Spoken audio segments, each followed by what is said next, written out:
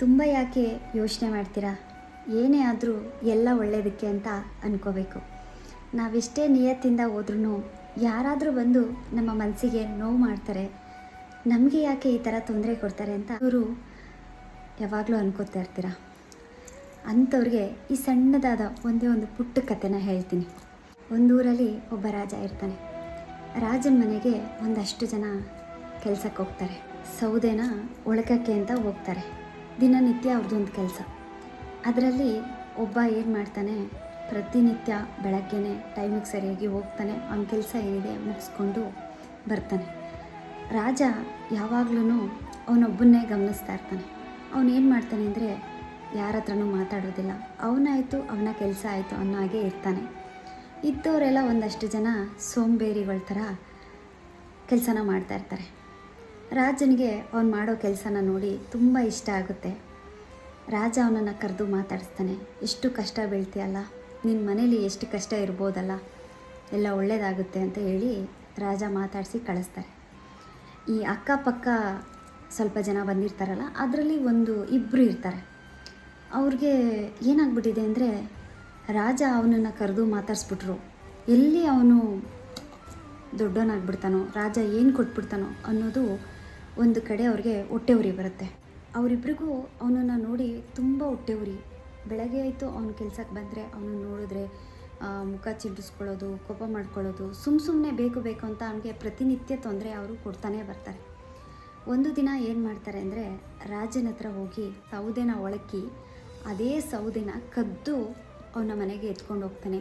ನಿಮಗೆ ದ್ರೋಹ ಮಾಡ್ತಿದ್ದಾನೆ, ಅಂಥವನ್ನ ನೀವು ನಂಬಿ ಮಾತಾಡಿಸ್ತೀರಲ್ಲ ರಾಜರೇ ಅಂತ ಹೋಗಿ ಇವರು ಕಂಪ್ಲೇಂಟ್ ಮಾಡ್ತಾರೆ. ರಾಜನಿಗೆ ಸಡನ್ನಾಗಿ ಸಿಟ್ಟು ಬರುತ್ತೆ. ನಾನು ಇವನನ್ನು ಎಷ್ಟು ನಂಬಿದ್ದೆ, ಎಷ್ಟು ಒಳ್ಳೆ ವ್ಯಕ್ತಿ ಅಂದ್ಕೊಂಡಿದ್ದೆ, ಆದರೆ ಇವನು ನನ್ನ ಮನೆ ಕೆಲಸಕ್ಕೆ ಬಂದು ನಮ್ಮ ಮನೆಯಿಂದನೇ ಸೌದೆ ಕತ್ಕೊಂಡು ಹೋಗ್ತಾನಲ್ಲ. ರಾಜನಿಗೆ ಕೋಪ ಬರುತ್ತೆ. ರಾಜ ಹಿಂದೆ ಮುಂದೆ ಏನೂ ನೋಡೋದಿಲ್ಲ. ಅವನನ್ನು ಕರೆಸಿ ಅವನಿಗೆ ಚಾಟಿ ಏಟನ್ನ ಕೊಡ್ತಾ ಇರ್ತಾರೆ. ರಾಜನಿಗೆ ತುಂಬ ಕೋಪ ಬರುತ್ತೆ. ಆಗ ರಾಜ ಏನು ಮಾಡ್ತಾನೆ, ಸಿಕ್ಕಾಬಟ್ಟೆ ಅವನಿಗೆ ಚಾಟಿ ಏಟಲ್ಲಿ ಪ್ರತಿನಿತ್ಯ ಹೊಡಿತಾನೆ ಇರ್ತಾನೆ. ಒಂದು ದಿನ ಏನಾಗುತ್ತೆ ಅಂದರೆ, ಯಾರು ಒಳ್ಳೆಯ ವ್ಯಕ್ತಿ ಮೇಲೆ ಪ್ರತಿದಿನ ಇವನು ಸೌದೆ ಕದೀತಾನೆ ಅಂತ ಹೇಳಿ ರಾಜನ ಹತ್ರ ಸುಳ್ಳು ಹೇಳಿರ್ತಾರೋ, ಅಂಥ ವ್ಯಕ್ತಿಗಳೇ ಸೌದೆಗಳನ್ನ ಕತ್ಕೊಂಡು ಹೋಗೋದನ್ನು ಬೇರೆಯವರು ನೋಡಿ ರಾಜನ ಹತ್ರ ಹೇಳ್ತಾರೆ.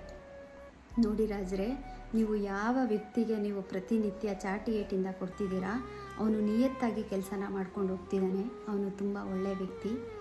ಆ ವ್ಯಕ್ತಿ ಮೇಲೆ ಯಾರು ಬಂದು ನಿಮಗೆ ಸುಳ್ಳು ಹೇಳಿದ್ರು ಅವರೇನೆ ಪ್ರತಿನಿತ್ಯ ಸೌದೆಗಳನ್ನ ಕತ್ಕೊಂಡು ಹೋಗ್ತಾ ಇರೋದು ಅಂತ ಒಬ್ಬ ವ್ಯಕ್ತಿ ಹೇಳ್ತಾನೆ.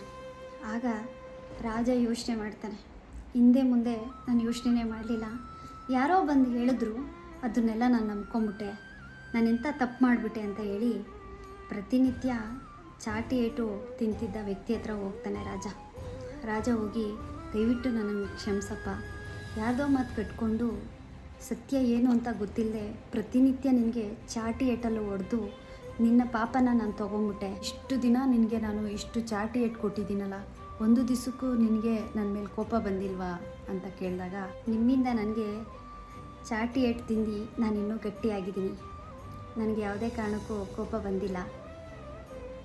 ನಿಮ್ಮಿಂದ ನಾನು ಒಂದು ಪಾಠನ ಕಲ್ತಿದ್ದೀನಿ. ಜೀವನದಲ್ಲಿ ಎಷ್ಟೇ ಸೋಲು, ಎಷ್ಟೇ ಅವಮಾನಗಳು ಏನೇ ಬರಲಿ, ಎಲ್ಲದಕ್ಕೂ ನಾವು ಗಟ್ಟಿಯಾಗಿ ನಿಂತ್ಕೋಬೇಕು ಅನ್ನೋ ಒಂದು ಪಾಠನ ಕಲ್ತಿದ್ದೀನಿ. ನೀವು ನನಗೆ ಗುರು ಇದ್ದಂಗೆ ಅಂತ ಚಾಟಿ ಏಟು ತಿಂದವನು ಹೇಳ್ತಾನಂತೆ. ರಾಜ ಯೋಚನೆ ಮಾಡೋದೊಂದೇ, ಕಣ್ಣಿಂದ ಕಿವಿಯಿಂದ ಕೇಳದೆ ಯಾರೋ ಏನೋ ಹೇಳಿದ್ರು ಅಂತ ಹೇಳಿ ನಾವು ದುಡುಕ್ಬಾರ್ದು ಅಂತ ರಾಜನಿಗೆ ಅವನು ಮಾಡಿರೋ ತಪ್ಪು ಅರಿವಾಗುತ್ತೆ. ನಮಗೆ ಸತ್ಯ ಏನು ಅಂತ ಗೊತ್ತಿಲ್ಲದೆ ಬೇರೆಯವ್ರ ಬಗ್ಗೆ ತಪ್ಪಾಗಿ ತಿಳ್ಕೊಳ್ಳೋದು, ತಪ್ಪಾಗಿ ಮಾತಾಡೋದು ಮಾಡಬಾರ್ದು. ಯಾಕೆಂದರೆ ಕರ್ಮ ಯಾರನ್ನೂ ಸುಮ್ಮನೆ ಬಿಡಲ್ಲ. ಯಾರು ತಪ್ಪು ಮಾಡಿರ್ತಾರೋ ಅವ್ರ ಮನೆ ಹತ್ರ ಹೋಗುತ್ತೆ, ಹುಡ್ಕೊಂಡು ಹೋಗುತ್ತೆ. ನಮಗೆ ಅಡ್ರೆಸ್ ಗೊತ್ತಾಗದೇ ಇರ್ಬೋದು, ಆದರೆ ಕರ್ಮಕ್ಕೆ ಮಾತ್ರ ಅಡ್ರೆಸ್ಸು ತುಂಬ ಚೆನ್ನಾಗಿ ಗೊತ್ತಾಗುತ್ತೆ. ಸತ್ಯಕ್ಕೆ ಸಾವಿಲ್ಲ, ಸುಳ್ಳಿಗೆ ಉಳಿಗಾಲವಿಲ್ಲ.